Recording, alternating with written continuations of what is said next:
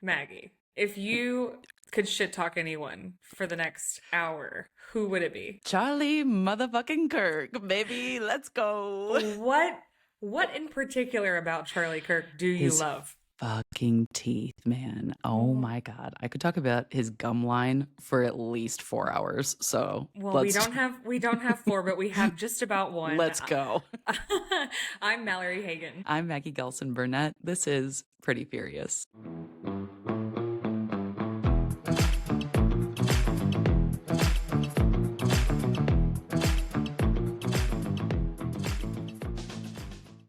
Maggie, we're back. We had a little hiatus. We did. We are on the mend. I was supposed to be in Alabama. I did not go to Alabama. I got the flu instead. I had a sinus infection. We're back. First you celebrated your 30th birthday. First I turned 30. Which looked like a lot of fun, It was super fun. but also means that when you were experiencing flu-like symptoms, you were also confused about whether or not you had the flu or a hangover. 100%. I was unclear to me. It was a very dark 7 to 10 days. Yeah. Yeah, I'm glad you're feeling better. So we took a little hiatus because we had Maggie's birthday, and then You had a baby shower. she had the flu, and then I had a baby shower. And then it just was an ongoing battle of the calendar. But we're here now. We're excited. We've got a guest today that is so interesting. But before we do that, Maggie, you can't be pretty furious without being pretty first. What did you bring to share with me? Yeah, girl. I brought you the Ardell Lash Trios. You ever used these before? Yeah. I mean, yeah, you've done pageants for a gajillion years. Yeah. I'm obsessed with these. So I hate strip lashes. So I opt for the lash trios instead. I think they're easier to put on. I think they last longer. They look more natural. I just love them. And I wore them the entire weekend of my 30th birthday and last night when I went to dinner. So. Talk to me about your lash glue of choice. So it is I'd have to go find it, but it is a white tube with a gold lid. I can't remember the name of it, but it's like very specific. You have to get that one because nothing else will make You them don't use stick. Duo, huh? No, I'm not a Duo Oh, girl, and I never have man. been. I tried Duo. I've tried it a lot of times, and I've just been very unimpressed with it. So yeah, I go and I get this stuff specifically from like a hair store in Peoria, and it's like $1.30 for a tube of it, but it's amazing. So yeah, that is what I use for my lashes. Okay, So yeah. your next recording homework is to bring the glue so we can Okay, see which perfect. one you're talking Absolutely. about. Say less. My product this week I'm not necessarily a stand for the brand itself, although this one's Garnier. I just love micellar cleansing water, and I think that I slept on it my entire life until I was A like in my staple. 30s. Yeah. If you're not using this, you're taking off your makeup all wrong. This is, Mm-hmm. especially if you have aging skin, which I clearly do, this is the best way to remove any makeup from your face before you do a true cleanse and wash. So I'm obsessed with micellar cleansing water, and if you're not using it, what are you doing? Well, Mallory, we've taken some time off, so we've had ample time to catch up on our news. God, Do there's you have so a much. headline that has made you pretty furious this I last actually week? do. So, this one comes from The Guardian, but it was reported on by the one and only Jessica Valenti. We'll talk about her till we're blue in the face. If you're not following, Icon. you should be. Yes, she's an icon. And also, she is quite literally the only person I feel like in the nation who is state by state, day by day, keeping up with what's happening with women's reproductive rights and particularly abortion. You know, the Republican Party and the GOP have said over and over and over again that they would never prevent women from getting life-saving care. Right? Like if they needed an abortion or if there's something that went wrong with their pregnancy, they would never prevent women from getting life-saving care. And even though those of us, like me and you, have been screaming from the rooftops, yes, they will. Mm-hmm. For some reason, people did not believe that. This headline from The Guardian says Tennessee demands abortion data from hospitals in the ban exceptions case. So, medical groups have been subpoenaed for abortion records over narrow exceptions to the state's near total ban that's in Tennessee. Basically what this is saying is they want to review every single woman who's had an abortion or has had emergency medical care to ensure that it was in fact life-saving care. So it's just, Oh my I've God. been pretty furious about the dismantling of our reproductive rights, but this is just yet another step in the direction of scaring women and doctors out of necessary health care to save their lives. And then Republicans are like, the birth rate dropped. I wonder why. And you're like, why aren't women having babies? Probably because of that. Anyway, yeah, that's whack as fuck. My headline comes from NPR. Mine is also talking about reproductive care. It says Trump cuts threaten access to birth control for millions of women. Basically talking about just everything that Trump is doing, and also referencing the story where he had all of that birth control and abortion pills and basically burned them. Super sick. Destroyed Wasn't that them. like, it was like $9 million worth of $9 million worth of contraception. Yeah. Yeah. Yeah. And basically just talking about how much harder it's going to get to receive birth control, unless you happen to be in a blue state or and even then, who knows what that's going to look like. But yeah, just another instance of like, when we talk about reproductive care, we also mean birth control, and we also mean that women have the right to decide if and when they are going to have a child. So if conservatives are ever wondering why the birth rate is dropping, why people are not having babies, this would be why, because now they don't have any options of what they can do. And their health is literally at stake. If you think men are lonely right now, just you wait. Women about to get a lot gayer. Just you wait. Speaking of men who are perpetuating the male loneliness epidemic. Great segue. Charlie Kirk, baby. How about Turning Point USA? Man, I'm really excited about our guest. Our guest today is Caroline Stout. Caroline is a lawyer, a progressive political activist, and a former conservative who's seen the inside of the movement, and she chose a different path. She spent years in right-wing spaces before realizing how deeply misinformation, exclusion, and fear were shaping the narrative. And now she uses her legal training and professional experience to unpack propaganda and help others navigate their own political shifts. Her mission is to help people feel informed, empowered, and unafraid to question what they've been told. She's most active on TikTok and Instagram, but you can also newly find her on Substack as well. Let's welcome Caroline Stout. Caroline, welcome to the Pretty Furious Show. We are so excited to have you. You brought a headline today that has made you pretty furious. Can you share it with us? Yes, I can. This is a headline from CNN. It says, Vance embraces his growing role as Trump's chief problem solver and the implications for a 2028 run. And I haven't paid a ton of attention to JD Vance for the entirety of the Trump presidency so far, because there really hasn't been a need to. You know, he's kind of been on vacation at Disney World and gone to Europe and just kind of been bumbling everywhere. Right. Running. Bumbling. Where was it that he was running and The everyone's run. I think that was at like Universal Studios. And that's Amazing. just the epitome of his vice presidency. I mean, you don't typically pay much attention to the vice president, so I've conveniently gotten to ignore him and his face, except for the internet. But this headline kind of freaked me out just because the nature of who JD Vance is as a political chameleon who is entirely owned by Peter Thiel. And he just pretty much does whatever his technocrat like overlords want him to do. So seeing this headline, which indicates to me that they're teeing him up for 2028, they're calling him chief problem solver, makes me pretty worried, pretty concerned, and pretty furious. So chameleon. That's a great word for JD Vance. He has no idea who he is. He's one of those people who Fully. Just over a the hollow course of person. Yeah, over the course of his career has molded and bent into whatever the situation has called for. And, I look forward to, if he is a Republican candidate / the nominee, just hounding them like they did Kamala Harris and saying, what did you do besides go on vacation? Mm-hmm. Literally. What did you do? the whole time that you were in office. Anyway.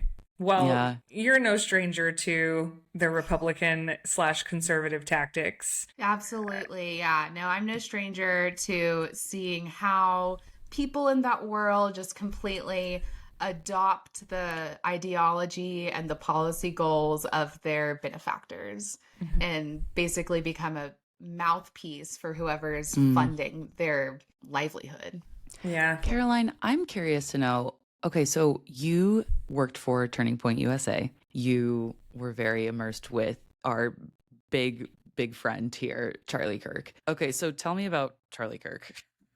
So I Wait, think specifically, Maggie wants to know about his teeth. want to know about his teeth. I have this deeply rooted, like, every time I see a photo of him smiling, I'm like, oh my God. Like, it's just so jarring. it's like jump scare. Yeah. Yeah, Exactly. it's very scary. Yeah. Well, so when I met Charlie when I was either 16 or 17. And so having grown up like in the conservative Christian bubble, I think I was primed to just have a crush on every man.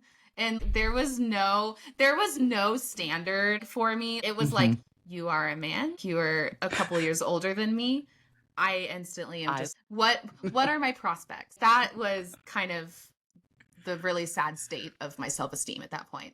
So I never was like, oh my God, look at his teeth. Why are his gums like that? I never thought that because I was just, oh my gosh, you're on TV. I think you're amazing.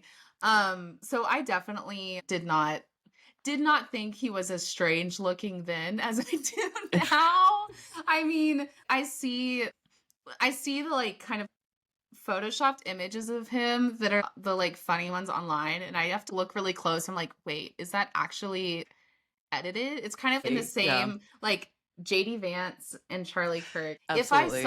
If I saw them in a picture together smiling, I think my heart would stop. Like, it's just kind of scary. It's really dark when you have no idea if like images are photoshopped or not. Like that would be really deflating to my self-esteem if like I could not tell if an image was like photoshopped or not. And also Charlie Kirk needs a lip flip desperately. He has no we fucking could say riz, that. dude. Right. Oh my God, he's just the wettest of blankets I've ever seen. I'm just, Yes. oh God. And There's to no think pizzazz. that I idolized him, nauseating. There is a duplicity, though, of the Charlie Kirk that we see on TV versus who he actually is. This is all just opportunistic because when I left Turning Point was when the Trumps got involved. And so I think he saw the writing on the wall and was like, I'm riding these coattails all the way to the White House. Yeah, and totally. Like you lose a little bit of your soul when you do stuff like that.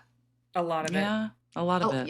Yeah. I'm curious to know when you first began to sort of question your own political ideology, like when that started happening for you, kind of your journey into conservatism and journey out of it. I got involved with Turning Point when I was a teenager. So I really didn't have a lot of life experience to back up the conservative ideals that I proudly proclaimed and championed on my high school campus and then at college campuses and then at Turning Point conferences. So I really adopted the talking points that Turning Point spewed out because that was the model. They would hand you a political ideology finely wrapped with a bow for you to just put on in exchange for acceptance in the group. And so if you took this political ideology and mirrored it back to them, you would be one of the chosen people to be within that group. And that's totally by design, preying on teenagers, young adults, where all you're trying to figure out is who you are and where you belong. And so I didn't have that conservative, real conservative policies ingrained in me. I just kind of spit them back. And so when I got to college and I started to take political science classes and learn about the history of the world. The boogeyman that is education, higher education. Learning more about the world made me ask questions that conservative ideology didn't have an answer to. And so that started to help me unwind that ingrained ideology quite a bit. And then also being on the inside of the Turning Point kind of communications department, working in their media, writing articles, quote unquote, and spewing nonsense, essentially, as the right likes to do, being a part of that, recognizing, wait, if I'm spinning news stories and I'm spinning facts, are there other people doing that too?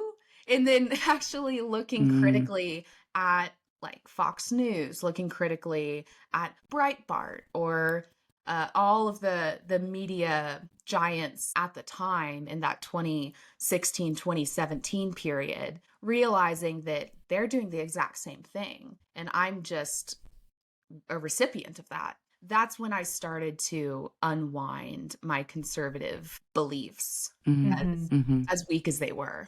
Yeah.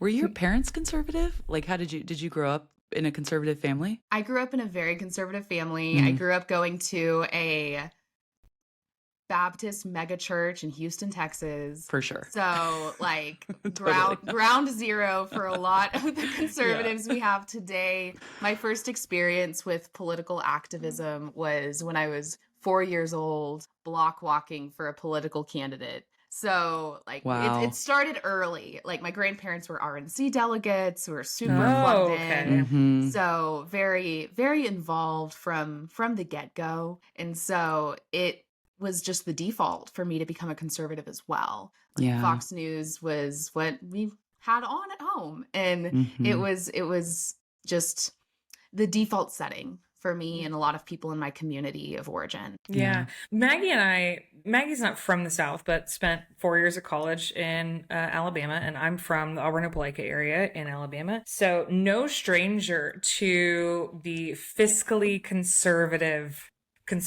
right? People who are like, well, I don't really see a problem with like gay marriage or some of the social things I don't really care about, but fiscally conservative. I heard that all the time, and I repeated it myself until I was, old enough to go, wait a minute, what are we even saying here?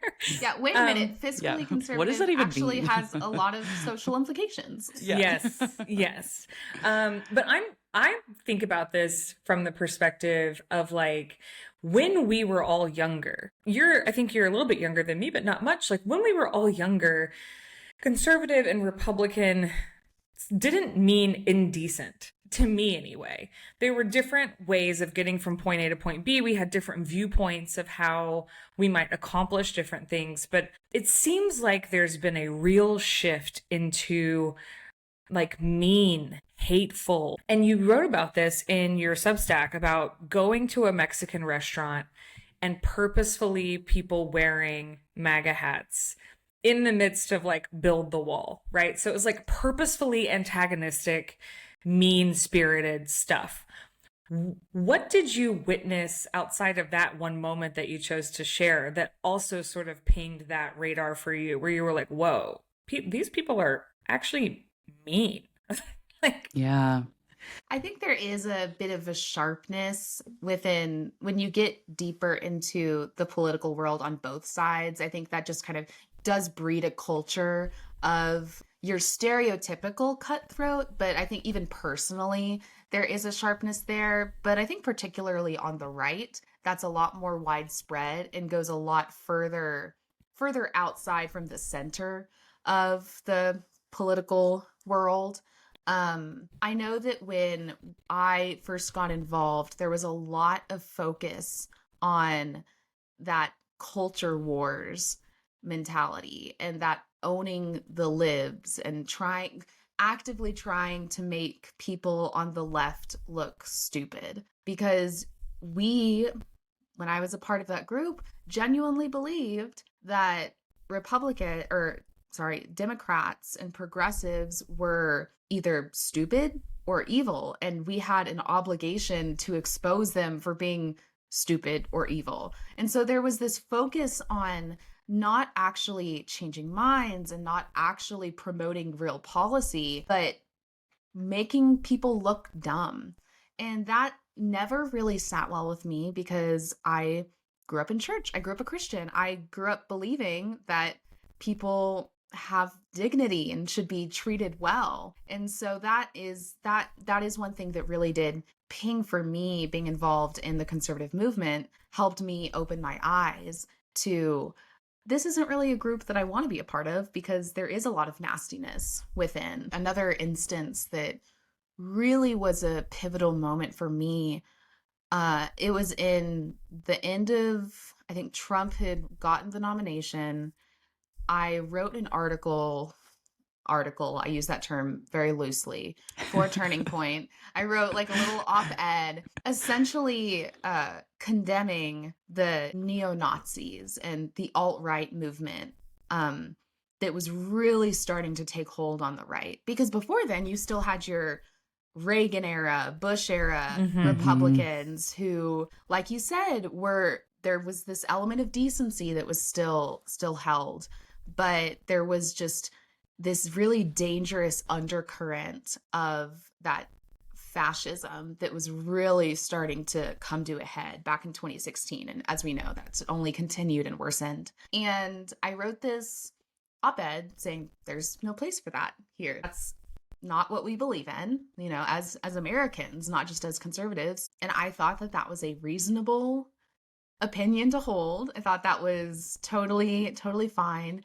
And I got a lot of backlash from people on the internet, specifically on Twitter at the time, people saying, no, this is like part of the base. There's reasons for what they believe in. And I actually got death threats from people on Twitter. God. From people who were within that movement. And that is one moment that really opened my eyes to the direction that the right was moving back in 2016. And that's when I kind of started to rethink who I was associating myself with. That's so fascinating. I'm reading Star Spangled Jesus right now. She talks a lot in this book about, have you read it? No, I haven't. It might be a really good read for I'll you. have to add it to my list. Basically a former white Christian evangelical woman who basically realized that everything she was a part of was essentially white Christian nationalism. And she wrote this book kind of detailing her experience and her upbringing and how we got to where we are now as a country. And so I find it fascinating that there's sort of always these two subsets, right, that we think about when we think about conservatives. We always think about the Bush era Republicans who are, they have the decency. They're the Mallory and I have said before, we would kill for George Bush to be our president right now. Like, which is crazy to say. Which is crazy work. That's crazy work. Yes. Like the mental gymnastics you have to do to get to that is crazy. So we talk about how I have always thought to myself, well, Trump supporters is different from Republicans. Like I have a very clear differentiation in my brain of what that looks like.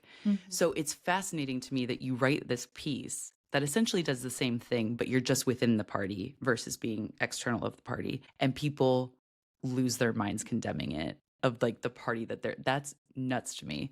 So like, was there any indication when you were working at Turning Point USA that maybe people within the organization itself were also a part of that movement or a part of that kind of political ideology of fascism, or we're okay with it, maybe just didn't really pay much mind to it? We're just like, oh, it's a part of the party. The turning point that I was a part of back in 2014 to 2017 is a lot different than the organization is today. They really, really leaned into that undercurrent after I left. And that's not because of me leaving. That just coincides with when I left. Sure. And they're really what I think that Turning Point, the organization, and then the right-wing machine as a whole saw that from an opportunistic standpoint of this is something that we can capitalize on and expand power. So back when I got involved in Turning Point, there was a very deliberate messaging effort from the top down that we just focus on fiscal responsibility and limited government. We don't touch the social issues. We're not doing all that. We want to talk about free speech and limited government and whatever. And that was by design because, as Mallory pointed out, that's much more digestible than the conservative social ideology that is exclusive and harmful. And so that was kind of what was able to bring in a lot of people from the get-go. But I think that the right did. I think you're right that there are different factions within the right, because there was the Tea Party back in like 2014, 2015, that really was the like, come and take it, fundamental Christian values, like almost wanting a theocracy. And then there, that became much more normal, I think. So yeah, I think Turning Point definitely leaned into that. And I think there probably were some indicators at the time, just in terms of the culture wars mentality. But I wouldn't say that it was very surprising to see the organization descend into the like Trumpy, Maha, like traditional, like crazy Trad fundamental wife. yeah, that it is now. Fascinating. That's so interesting to me. You said that you come from a conservative family. How have they potentially shifted as you have shifted and learned more, and maybe influenced them, if any? I wish that I could say that I have changed my conservative family's mind. They are still proud conservatives. I wouldn't necessarily say that they're devout MAGAs, which I'm thankful for, because I know that there are people in my life that have had to go no contact with their family because they've just gone so deep into the MAGA conspiracy theory world. And my family is certainly not at that level. They would probably consider themselves more traditional conservatives. My dad, I remember back in 2016, was not a fan of Trump, wasn't necessarily a never Trumper, but I think they've all kind of held their nose and supported him nonetheless. And so there hasn't been a ton of discussion about it, just because my family is my family, and I have the privilege of still having a relationship with them. I know that that's not the case for a lot of people that do have more conservative family. When I started to speak out more about my more progressive and liberal beliefs, that definitely was met with distaste from my family.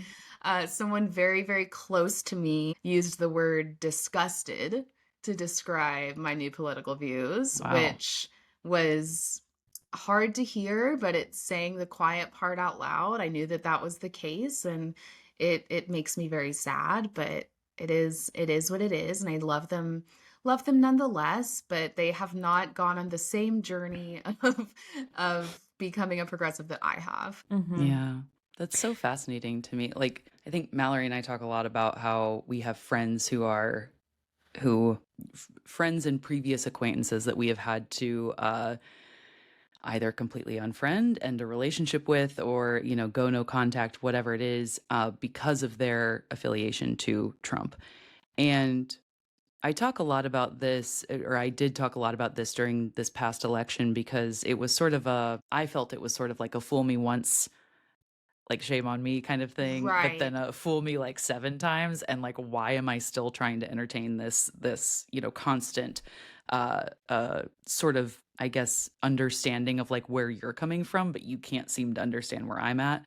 People like myself, even I feel like maybe I've been quick, maybe not quick. I don't know. 8 years is a long time to unfriend people because of their affiliation with MAGA, and to, maybe think lesser, certainly, of people who have a MAGA like affiliation. So I'm curious to know, like, how, like, if you think that works in any capacity where people can still be friends with, if you're a progressive. I have always held firm on the stance that no, I don't know that you can, because it's a moral and ethical issue. But I'd be curious to know your thoughts on that, and if you like feel that there's anything to add. It's so challenging because the severity of right-wing policies that have been perpetuated by this administration are so harmful to so many people that you're right that it has become a moral issue. I share that same difficulty where I find it hard to just have normal conversation, non-political conversation with people Yes. that I know are Trump supporters, because I just get the like tight, angry feeling in my chest. Yeah. Or they inevitably say something that gives you, and you're just like, and you're like, God damn it. Like, you're just like, shut up. Exactly. Yeah. It's really challenging, especially being an attorney in Texas in a very conservative part of Texas, a lot of my colleagues do sway more right, whether like in the firm or just otherwise in the professional community where I live. And it's very difficult because like I work with you and I know that you have a brain and I want to Yeah. have good conversation with you, but it's difficult. And another difficulty that I had was early, especially once Trump took office and it was executive order party, and we were all just like, what's going on? What Mm-hmm. do we do? I couldn't go to church. Oh, I yeah. because I'm a Christian. I'm still involved in a church. I could not bring myself to go and sit in the same pews as people that I Mm-hmm. knew voted for this outcome. And I go Mm-hmm. to a fairly progressive church. So it's not like they were preaching MAGA from the pulpit, but like I was like, I can't associate with you. So Mm. I definitely share that frustration of how can I even associate with people that fundamentally look at brown people as lesser, Yeah. and they may say that they don't, but their vote says differently. And Right. I can't. Or women at this Or point. women, Yeah, Yeah. truly. absolutely. Yeah. Mm-hmm. I And mean, it's even the harder when list you're goes on talking and to on. women, right? Yeah. When you're talking to conservative women who are still, not even just like holding their nose for Trump, right? They're out there. Yeah. Sorry. Oh, fully. Yeah. And you're just like, have you heard nothing of how Yeah. if the if the legislation wasn't a problem, if all of the things that you are seeing and hearing aren't a problem, is him not saying that he would date his own daughter a problem? Thank you. Or I moved on her like a bitch, or I grabbed her by the, like all of the things that we have heard with our own two ears.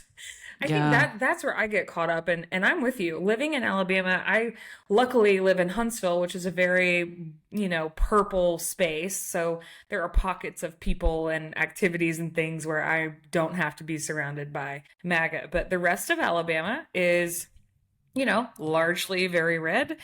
And I find that it's really isolating. Mm-hmm. But I've been on this journey, it seems, well, I don't know, about the same amount of time as you, to be honest. I mean, 2016 was such a pivotal year for people to really assess their beliefs Yeah. because we chose this man, like they chose this man as Yeah. the representative, knowing full well about the allegations, the, grab her by the pussy, like all of that had come out in 2016, so this is Yeah. almost 10 years of us sitting here like, what the fuck? Like, Yeah. Exactly. So, yeah. My question was about feeling isolated where you are in Texas, because even though I live in a purple space, and even though I have so many people around because I have run for office as a Democrat, I know the Democrats, I still feel isolated sometimes. So do you feel that way, having noted your colleagues and people you work around? And if so, how are you working with that or coping with that? It's really funny when you're in a super red space, you can kind of like signal to people that you're a liberal, whether it's like making a face or making a comment of like, well, with how things are right now, and then gauge the reaction. That's exactly Fully. like, I do that all the time. When someone's like, the cost of things these days, and I'm like, I know these tariffs, right? And if they're not like, and then you wait, you're like, yeah. nice. Exactly. It's almost, it's fully having to signal and be like, are you a safe person? And so fortunately, there's plenty of people I work with in my life, at my church, in my church community, that are very like-minded. So we have people. So I'm not totally all alone in the panhandle of Texas, even though it might feel like that culturally. There are people that are safe places. So it still does feel isolating being in the South, being in more of a rural area, because like I said earlier, the default is Republican. It's the default culturally is Republican Christian. And if you are not totally in line with that culturally, then there is a sense that you're not fully integrated in your community overall. which is challenging. And so I can't, as a white woman, I can't imagine how people of color feel in my community. If I, as someone who could be like Republican passing, I guess, like in my community, I don't necessarily stand out in that sense. It still is hard, as different as my beliefs are within this community. Are you, as it stands right now, on this deconstruction journey, which I think if you are somebody who grew up in, I didn't grow up in the South, but I grew up in a really small town in eastern Iowa. And when I was growing up at the time, Iowa was very, very purple. And in fact went blue in the Obama years, and or at least my counties did, and the counties I was around, and is now completely red. So, I'm from my parents are two little blue dots in a very, very conservative area. And, I think a lot about coming from a conservative place and sort of having all of that indoctrination about how you should be and think and feel and all the things, and then going to college at an even more conservative state and witnessing that indoctrination even more. I'm curious to know, like, how far along on this journey you feel like you are, maybe what your political stance is now, if you identify with any like particular, if you just consider yourself a progressive, if you're like, I'm a Democrat, if you're, and kind of what that journey is looking like in real time right now that you're kind of more openly sharing your story. Yeah, I think the part about openly sharing my story has helped me to really crystallize those views and really, really integrate them into who I am, because it has been several years of undoing that indoctrination, as you said. So starting back in 2017, I started to really undo a lot of my political views as well as my religious views, because I've said in my videos, they're in my community totally intertwined. You can't be a Republican without, or you can be a Republican without being Christian, but you can't be a Christian without voting Republican. There's that absolute requirement. I thought growing up and when I was involved in Turning Point, you can't be a liberal and also be a saved Christian. Like there was that, it was that requirement. Which is so funny to me, because I do not consider myself a Christian. However, I grew up going to church and I understand Christian ideology. Well, ideology, I understand the teachings of Jesus. How about that? And so in the exact opposite, as someone who is liberal and progressive, I think, how can you be a Christian? Exactly. And also follow Donald Trump. Exactly. As someone who understands but isn't a follower, I still am like, I don't understand how you read that. And then this is what you and got this. Yeah. Yeah. Like, I mean, it's just decades of funding, decades of these big organizations like the Heritage Foundation and Koch brothers, whoever, funding this republicanization of Christianity and like making them synonymous. I think it goes back to the 70s and making abortion the Christian issue and just totally ingraining in multiple generations of people to believe that. But I totally see your point. When you actually look at the words of Jesus and the actions of Jesus, it's about caring for the poor and alleviating suffering. Like, he like hung out with trans people and prostitutes. Like, exactly. Like it seems pretty clear now that I've done the work of deconstructing. But back then, it was very hard because I had to combat that indoctrination that said that I could not be a Christian but also be pro-choice. It was always for me, a lot of time it was but abortion. Yeah. That was a lot of, I don't like all these policies but abortion. And I think that's a lot. That's a big refrain you hear when you try to talk to conservative Christians. Real time now, years later, I would probably consider myself progressive, leaning more leftist than liberal, just in terms of my views on the way the world should work, whether I foresee our country actually becoming more more leftist, I don't know at this point, but I would consider myself more progressive than just mainline Democrat. Yeah, love it. You know, Turning Point specifically this year kind of caught a lot of our attention regarding the real effort to bring in many more young women and this push toward trad wife, push toward traditional values. You know, your place is at home with your supporting your husband in the kitchen with your kids, and my worst nightmare. Yeah, I'm like, no. And I, you know, as someone who I work from home, so I become that default person in our household, mainly because I'm the person at home. And that includes, I have 2 bonus kids. When the kids are here, when this baby gets here, you know, in a lot of ways, our life kind of sometimes looks a little traditional. But we are equal partners. There is equal responsibility, all that kind of stuff. But I really struggle sometimes with falling into those things that I have been socialized to see and accept and do. Like, oh, no, I'll handle the laundry, or I'll handle this, even though no one's asking me to. And so I wonder, as you have undone the conservative nature and you reevaluate your role within Christianity and your beliefs there, how does that piece look? Relationships or motherhood or all of that we still very much kind of are marinated in, whether we want to be or not. It's so challenging still being a part of a church that I think does tend toward like the man is the head of the household. And like, I know when we were signing our membership at the church and it was like head of household and it was like wife below it, I was like, actually, I don't think so. Maybe not. And No, it's very I think challenging. that would be an for me. interesting conversation in my household.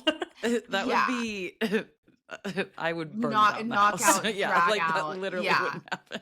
I'd sign his name. It's been really hard.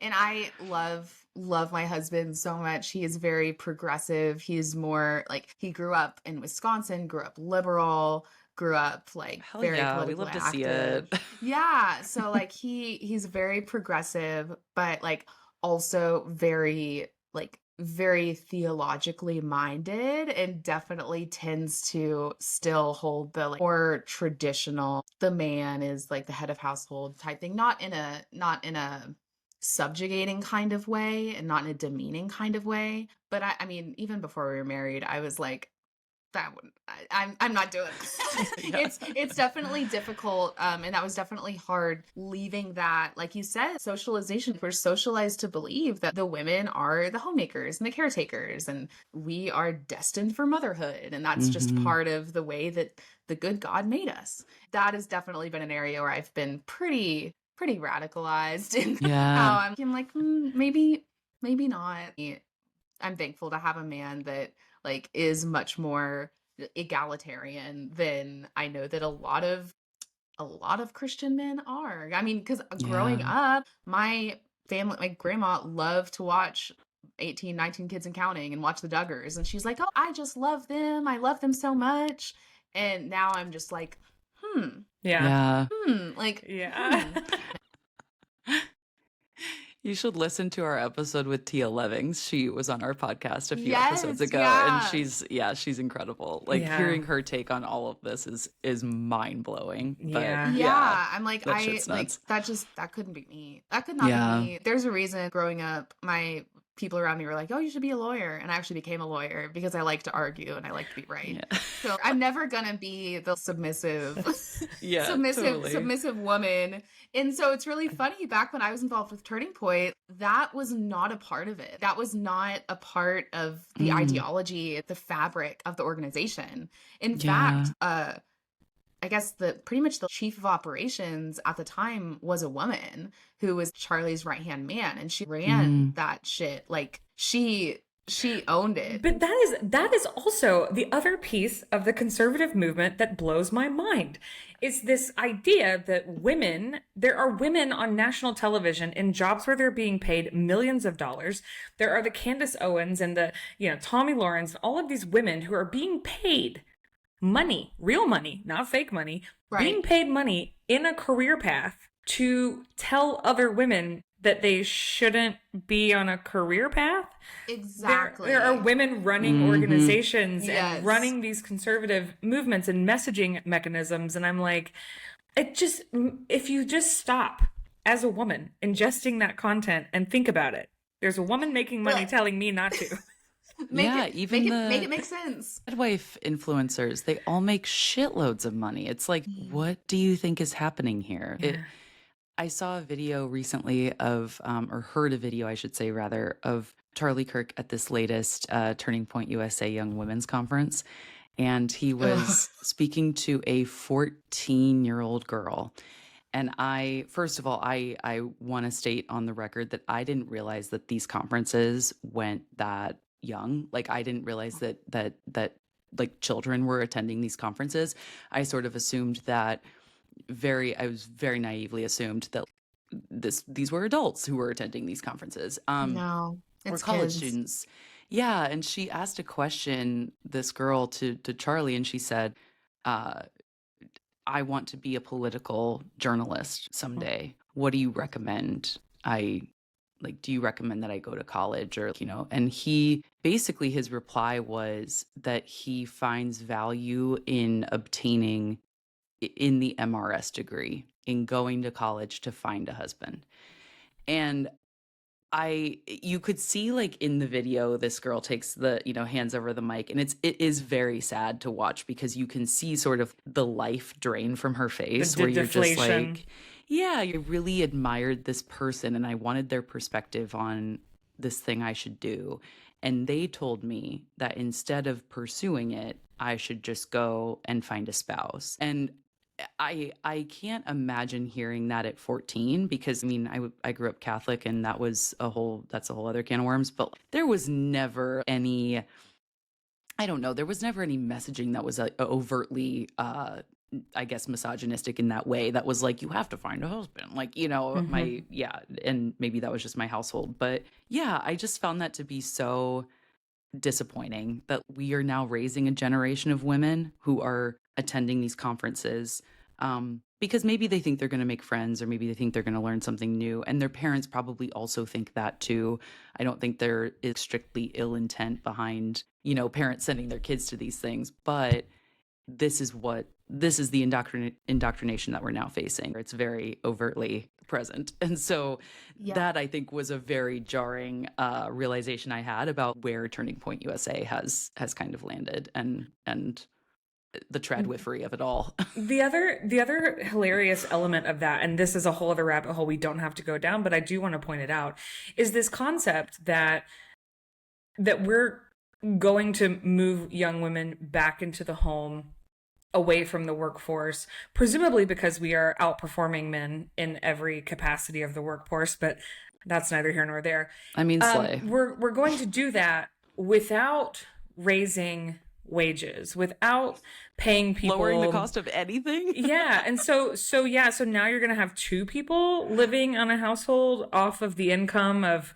the guy who just graduated college and he's making $50,000 a year. Like, I just, no, thank you. I just don't know how you can reconcile those two things either sometimes, but I would be remiss. Yeah. You're in Texas. We've got a little bit You're of in a... Texas. You are in Texas. Oh, yes. Well, thanks for reminding me. Texas. Well, I try to forget sometimes. I was going to say, we have had... Texas has been in the news, baby, this past week. How do you feel about Governor... All of your people are here. Yeah. How are you feeling about Governor Abbott and what's happening with the redistricting? It's absolutely crazy. It puts the Democrats in such a hard position because, like, this is blatant. Like, this isn't just political suppression, voter suppression. This is racial suppression, because the demographics of Texas have changed so much in the past, like, even just 5 years since the last census. Now, like, we just saw headlines that now white people are no longer the majority in Texas. White voters are no longer the majority. So it comes as no surprise that there's this gerrymandering effort right now when the right is scared about not just losing political control, but losing their control over people who are brown and black. Like it's completely by design, and it's really terrifying. It's not surprising to me, because when you have going back to that like religious mandate on the right, there's these theocratic ideals. They're not playing by the same rule book as we are. When you have this mission from God, as it were, you will do whatever it takes to fulfill that mission. And that involves rigging the system in your favor, because that's just what you have to do, because the evil Democrats are going to do the same thing, because that's what you're taught to believe. And that's how you justify that sort of political finagling. So it's really frustrating. We're about to, in our congressional district, kick off a campaign to unseat our current Republican congressman.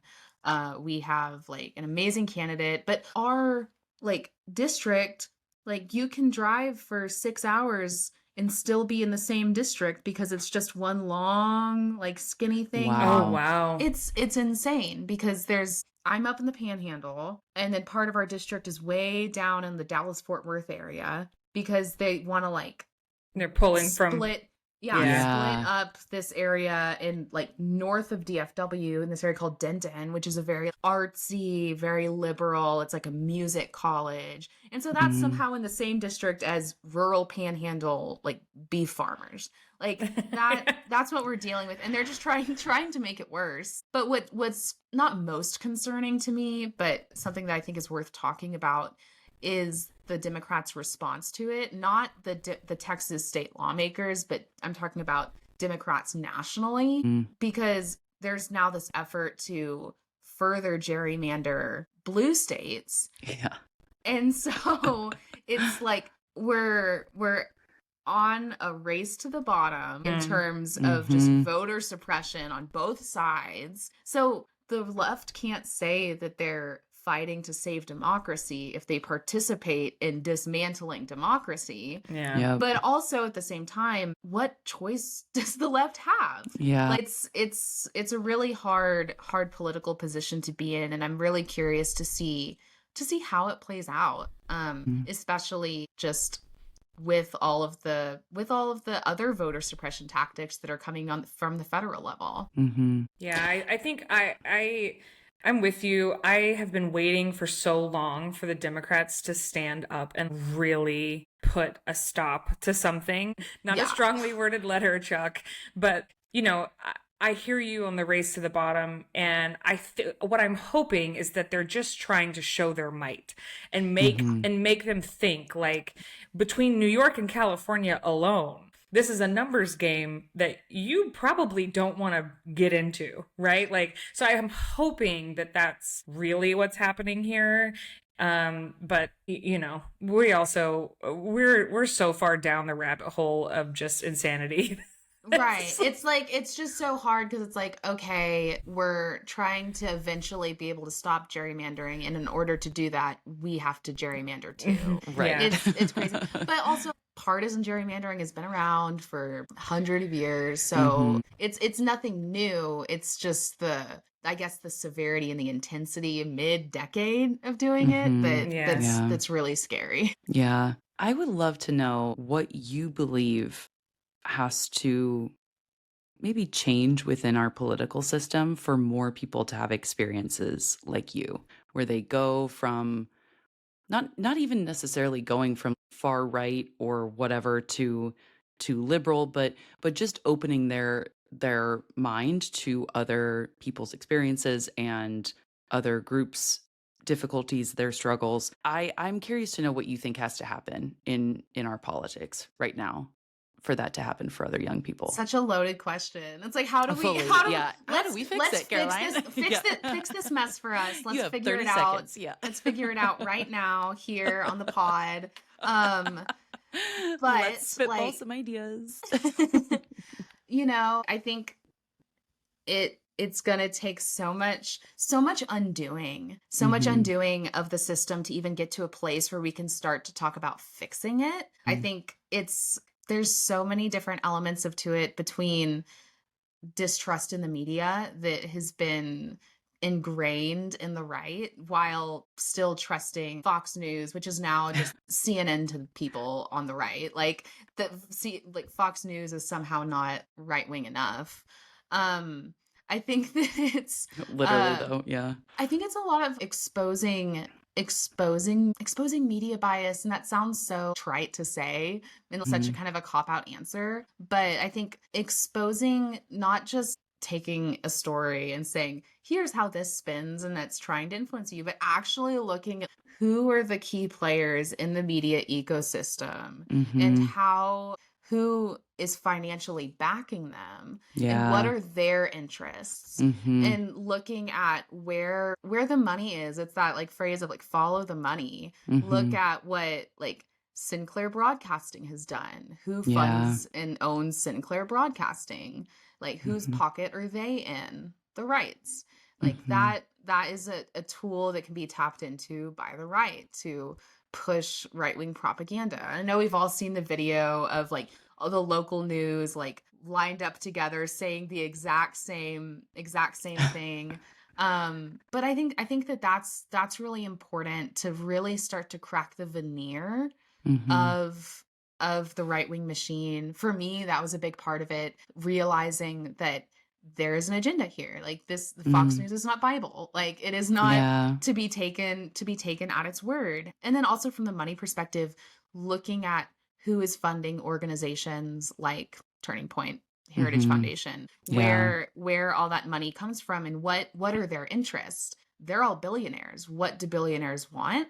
For people to need to work and to be desperate to work, not be able to rise up against that billionaire class. And really, I guess, leaning into the economic populist side of things. I think that's at least where my focus is locally here. But it's so hard because reaching conservatives is not an easy task, because you can feel like you're losing your mind trying to talk to them. But I don't think that it's a lost cause. I look at myself, I look at the people who have commented and messaged me online after I've talked about my experience changing my mind. And I've had, I mean, probably at this point, hundreds of people reach out and say, oh, I used to be a conservative, or I attended this Turning Point event. I've had at least a dozen former Turning Point USA staffers reach out to me and say, hey, like, it's a scam. I realized this. I got out too. Wow. So there is hope, I think. But in terms of fixing the system overall, just on like the base level, is helping people to be able to discern what lies they're being fed. Yeah. I think it's so interesting. I mean, I know this was par for the course in most places, but specifically in the South, it's, you know, we grew up not talking about politics or religion. And here's where we got, right? You only associate with the people who are at your church or at your school, and not opening up that dinner table to people who may not look or think like you, and not having those conversations allows people to further entrench themselves in these little bubbles. And then they literally can't even imagine that another experience besides theirs exists. And that's something we talk about here in Alabama a lot. It's just like, I live in an affluent suburban neighborhood, but because I've traveled the state, I know that 15 minutes down the road, there are people who don't have running water, and their school system looks very different. But if you've never stepped out of your suburban, you know, neighborhood or talked to someone outside of it, then that seems like a faraway concept to you, versus knowing that it's 15 minutes down the road in your same state with, you know, those kids are going to school with your kids. Yeah. So I think so much of it too is just that we've shut ourselves off societally from other people who don't have our same experiences, and then it makes it even harder for folks to fathom them. Yeah, totally. There's like this desire to just completely insulate yourself because that's the easier option. Because when I started to deconstruct and deprogram from the religious right, it was such a strenuous effort to have to do that and to have to engage in that introspection, when it would have been much easier to just close the door, on those critical thinking and thoughts and close the door on those ideas that like, hey, maybe like my lived experience is not the same as the lived experience of someone who looks different than me or comes from somewhere different than me. And that's not a journey that a lot of people on the right are willing to take, especially those who are in those like affluent bubbles where there's no pressure to confront privilege and there's no pressure to look at policies affecting other people a different way. And there that is that desire, I think, too, going back to isolating women by glamorizing this like trad wife, ideals, glamorizing this traditionally white, traditionally affluent, conservative and fundamentalist lifestyle so that you're never even at a place where you are confronted with questions or you're not forced to confront your life because it's comfortable or it's why should you want more? This is what God has made you for. Why are you even asking for more? And that it is very isolating. But when everything started, when Trump got inaugurated, and everyone on the left was like, oh gosh, what the hell do we do? My husband reached out to one of his cousins who's really active in grassroots politics. And we're like, what do we do? Like, how do we stop this? And he's like, throw a block party, have a like neighborhood, just community where you can talk to people and actually remind yourselves of the humanity that connects us. Because connecting with people is the only way that you can start to have those conversations where people will start to reflect. Because if you have someone who is the enemy coming at you saying, hey, you're wrong, you've been duped, you're going to shut them out because they're like, oh, well, you're just trying to trick me.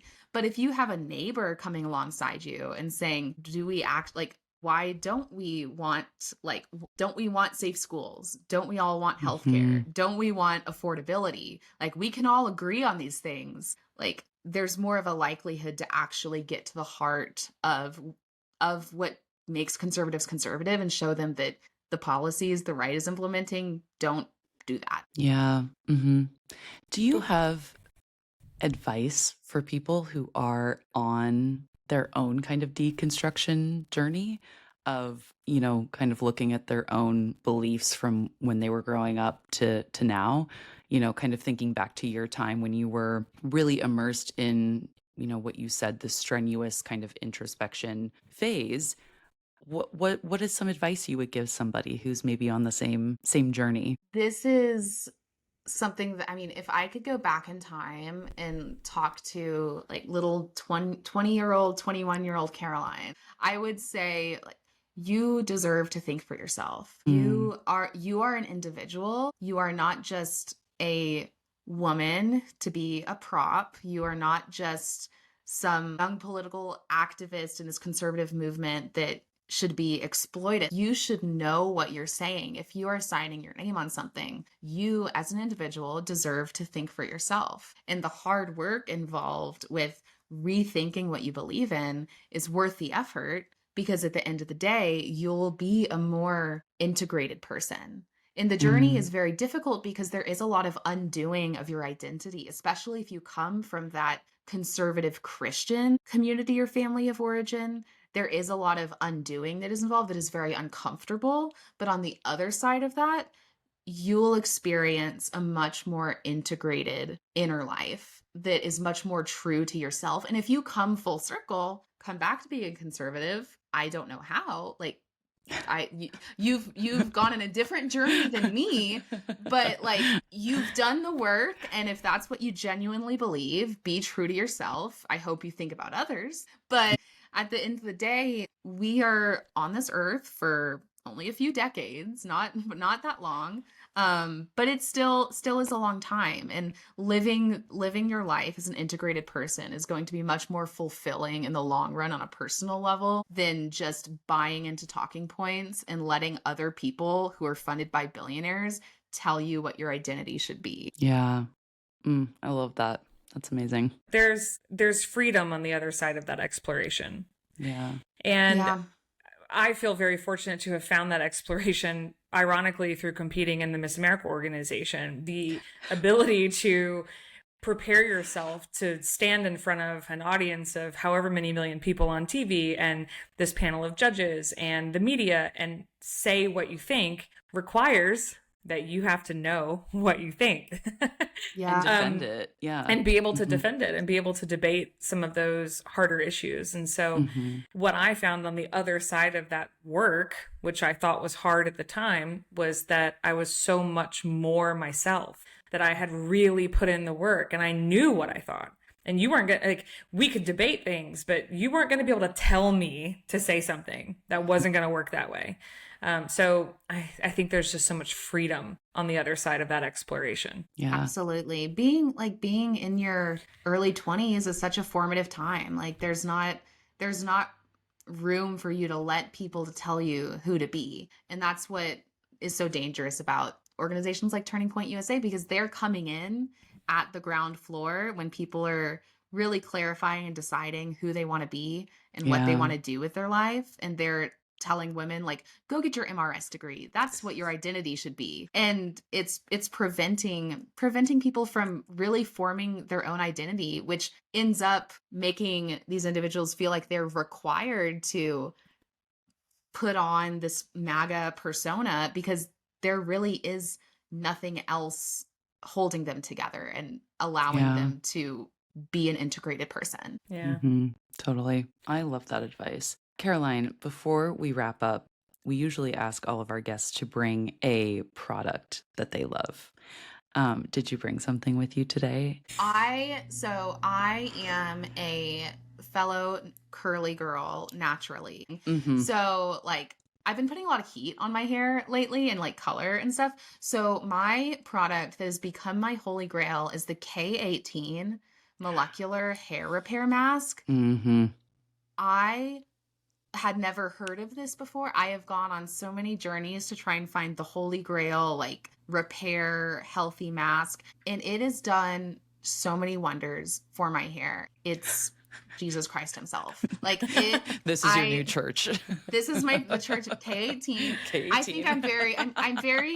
I think I'm naturally like susceptible to joining a cult. And if K18 started one, I mean, considering my past involvement in Turning Point, I would join a cult for this hair product for sure. For sure. All right, K18. Well, K18, you have your evangelicist right here. Is that a word? Evangelicist? I don't know. We'll make it one. Yeah. Evangelizer. There we go. Yeah, exactly.